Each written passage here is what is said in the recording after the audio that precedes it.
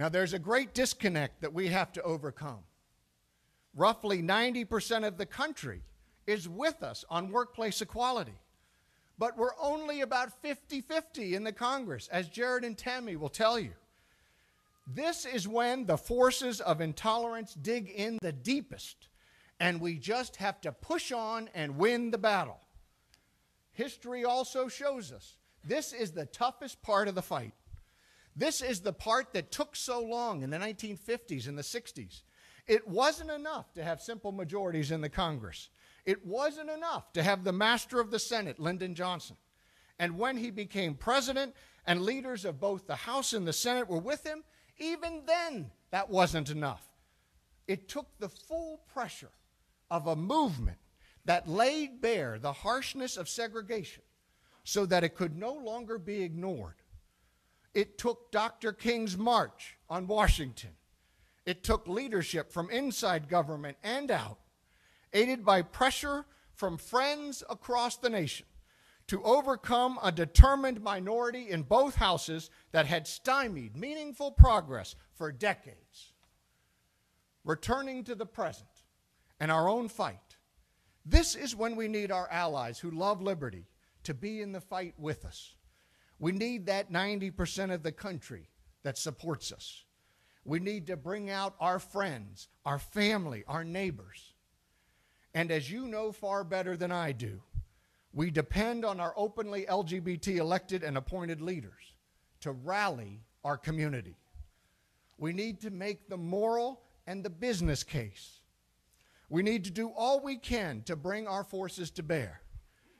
Because even though 90% of Americans are with us, the 10% that aren't can be very loud. Believe me, they can be loud. Loud and organized and unwilling to go quietly into the night. Now, I know that progress isn't always as quick as we hope it will be. And the closer we get, the more roadblocks will appear and the more frustrating this will become. As we near the summit, the thinner the air and the steeper the climb. But remember, January 20th wasn't a day to stop working. It was a day to start working harder with a freshening wind at our backs. There is none here, though now only a mean handful of dust. When love is added and you are fired in the kiln of justice, who cannot stand as noble and true as any good king of old. We are close. We need to rekindle the fire and the passionate intensity of Stonewall. We need the persistence that animated President Lincoln in his struggle to keep our nation whole, and General Grant as he pounded on the enemy's lines relentlessly until the day was won. And as we fight, keep this in mind.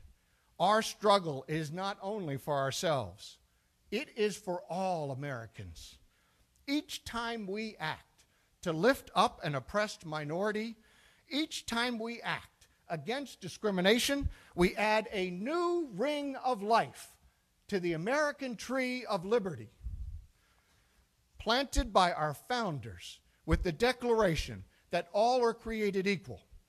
This tree has grown through revolution, civil war, women's suffrage, and the struggles that we have witnessed in our own lifetimes. Its broad branches have withstood the lightning strikes of fascism and the gale force winds of communism. It is that miraculous quality that has produced the proud and sheltering and living tree that we seek to nourish further today. The more it grows, the happier, stronger, and more secure our nation becomes.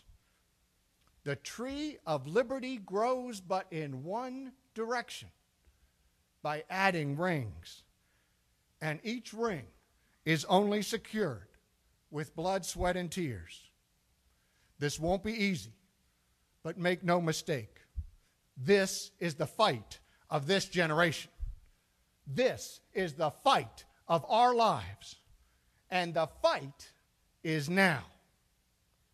So to close and borrow with Shakespeare's Henry V.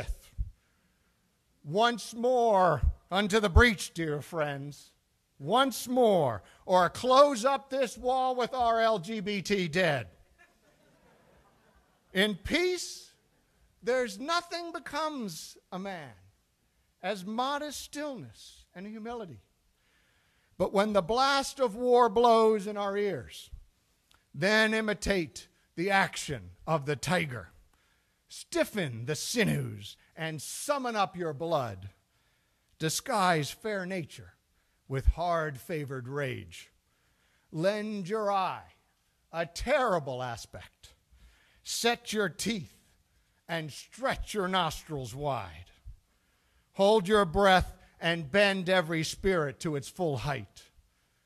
I see you standing like greyhounds in the slips, straining upon the start.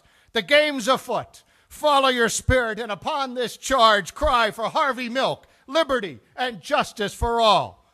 Thank you. God bless you, and God bless the United States of America.